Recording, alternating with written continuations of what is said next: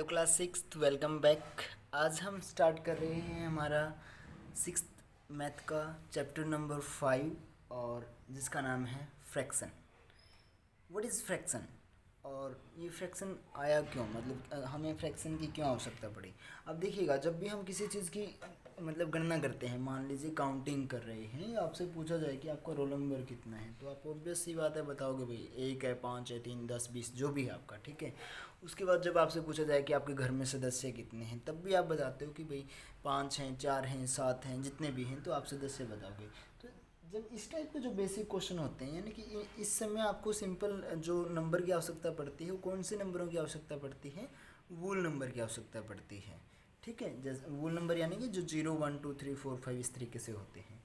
But अगर मान लीजिए कि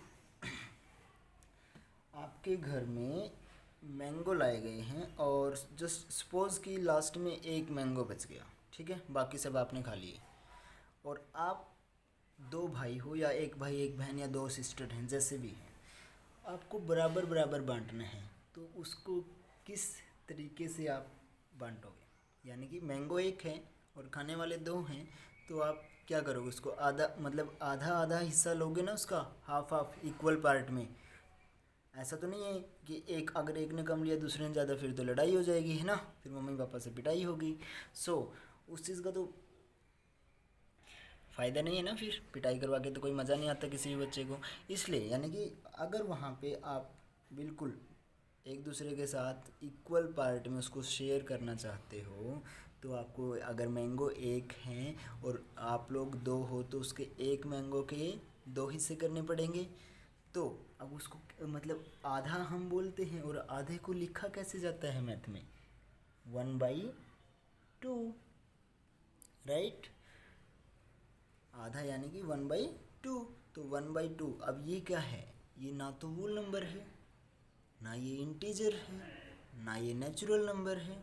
तो अब ये क्या है, ये एक फ्रैक्शन नंबर है। कैसा नंबर है ये, एक फ्रैक्शन। यानी कि फ्रैक्शन में क्या होता है, हम नंबर को बाई की फॉर्म में लिखते हैं, या फिर यानी कि 1/2, या फिर जस्ट सपोज दैट कि अगर हम यहाँ पे एक स्क्वायर बनाएं। स्क्वायर क्या होता है, जिसकी सभी साइडें बराबर होती हैं और जिसमें सभी एंगल कितने के होते हैं, 90 डिग्री के, तो उसको हम स्क्वायर बना बोलते हैं।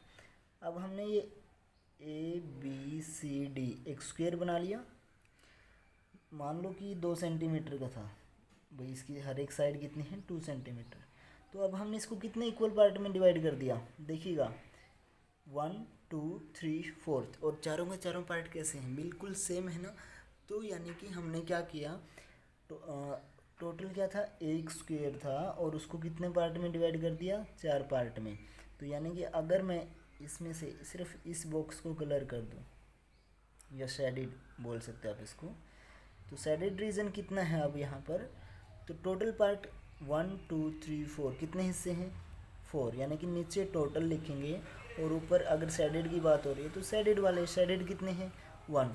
तो 4 पार्ट में से 1 पार्ट शेडेड है, तो इसको फ्रैक्शन के रूप में हम कैसे दिखाएंगे, 1/4। क्लियर।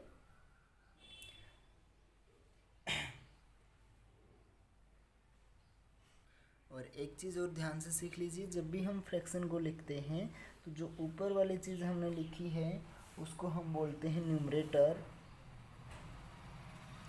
और जो डिवाइड में यानी कि नीचे लिखा जाता है उसको क्या बोला जाता है, डेनोमिनेटर।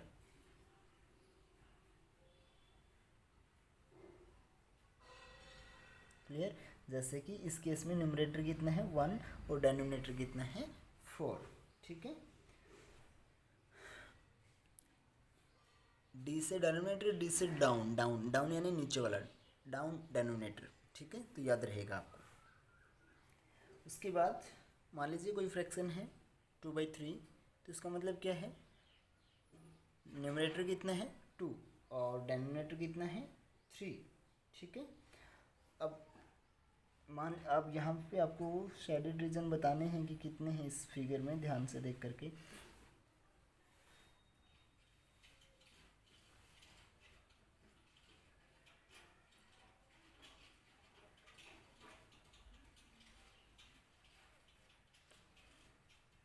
अब बताइए इस केस में कितने साइडेड रीजन है। पहले तो ये देखिए कि टोटल पार्ट कितने थे, 1 2 3 4 और चारों इक्वल पार्ट थे और शेडेड कितने हैं 3, तो यानी कि कितना हो जाएगा। फ्रैक्शन कैसे लिखेंगे इसको, शेडेड रीजन अगर आपको रिप्रेजेंट करना है शेडेड रीजन तो वो कितना हो जाएगा 3/4। क्लियर। हाँ एक चीज़ और, अब ये नहीं है कि मान लीजिए यहाँ पे कोई इस टाइप की शेप बनी है और अब यहाँ से आप देख पा रहे हो कि यहाँ पे कितने भाई 2 पार्ट में इसने डिवाइड कर दिया, एक ये वाला और एक ये वाला, और मैंने इसको कलर अगर कर दिया तो इसको आप 1/2 अगर लिखोगे तो वो गलत रहेगा। क्यों? क्योंकि दोनों पार्ट क्या नहीं थे, इक्वल नहीं थे। फ्रैक्शन होने के लिए जो पार्ट्स हम एक वूल यानी कि पूरी चीज़ को जब आप पार्ट्स में डिवाइड करते हो तो वो जो पार्ट्स होंगे वो क्या होने चाहिए, इक्वल होने चाहिए। उनका साइज जो है वो क्या होना चाहिए, यानी कि एरिया जो है वो क्या होना चाहिए, इक्वल होना चाहिए। ऐसा नहीं है कि कम ज़्यादा एरिया होगा और फिर भी हम सिर्फ उनको ये देख लेंगे कि कितने पार्ट में तोड़ा था, भाई इसने 2 पार्ट में तोड़ रखा है, एक कलर है तो 1/2। That's not the case. Fraction में ऐसा नहीं होता। फ्रैक्शन का मतलब होता है कि जो भी आप किसी वूल नंबर को या मतलब किसी भी पूरी चीज़ को जब टुकड़ों में तोड़ रहे हो या बांट रहे हो हिस्सों में, तो वो हिस्से सभी के सभी हिस्से क्या होने चाहिए, बराबर होने चाहिए। क्लियर।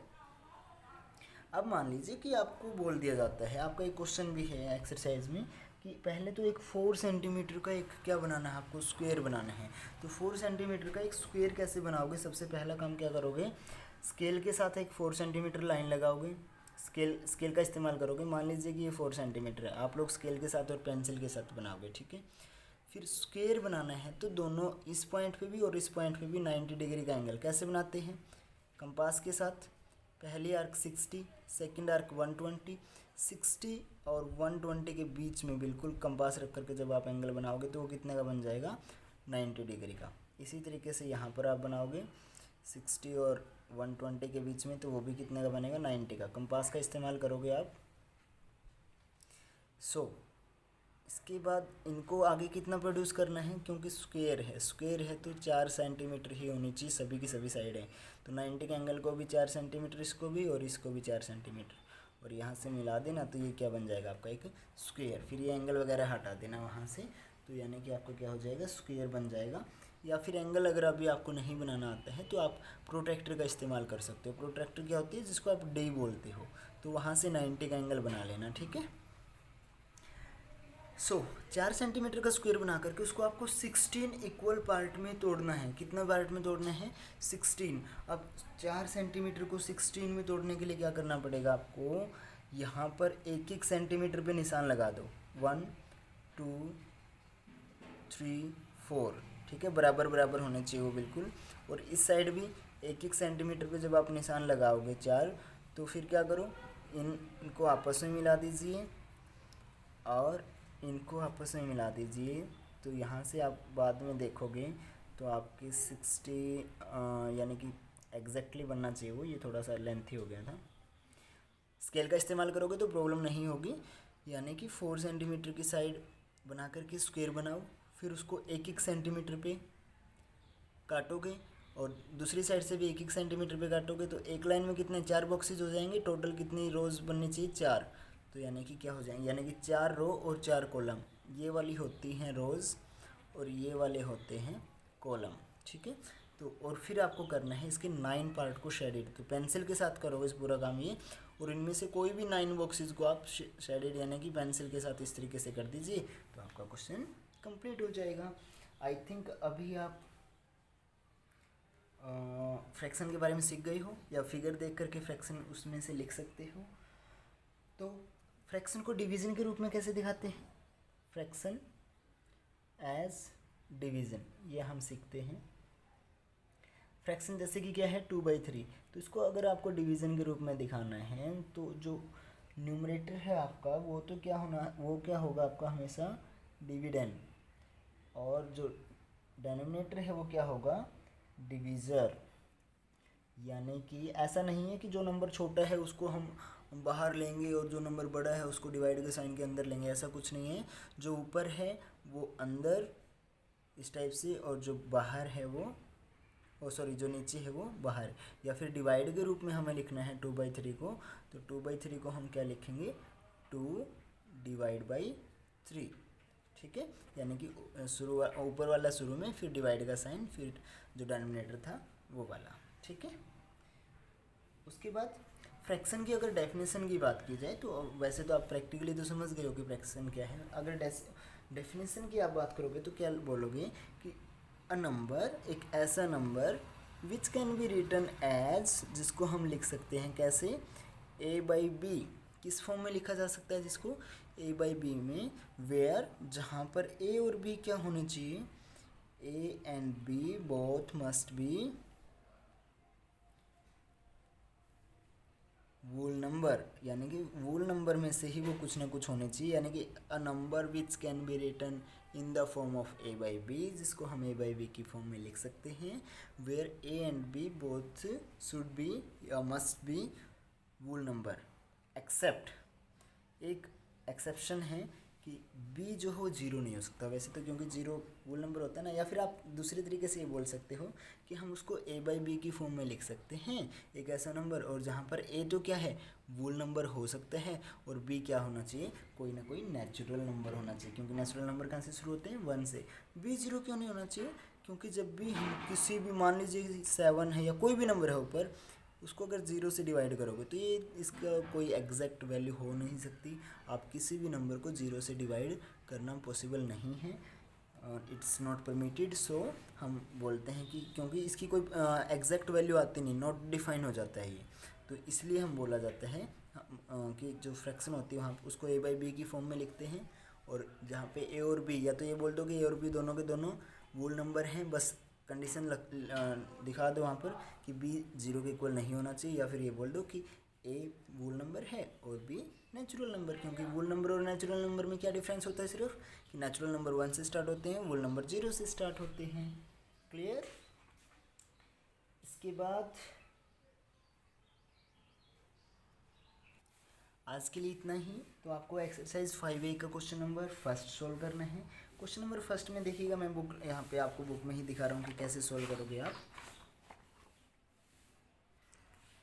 क्वेश्चन नंबर 1 क्या है, फॉर ईच डायग्राम, ये जो नीचे डायग्राम दे रखे हैं 1 2 3 4 5 6 6 डायग्राम दे रखे हैं, आपको क्या क्या स्टेट करना है, यानी कि बताना है। सबसे पहला बताना है नंबर ऑफ़ इक्वल पार्ट।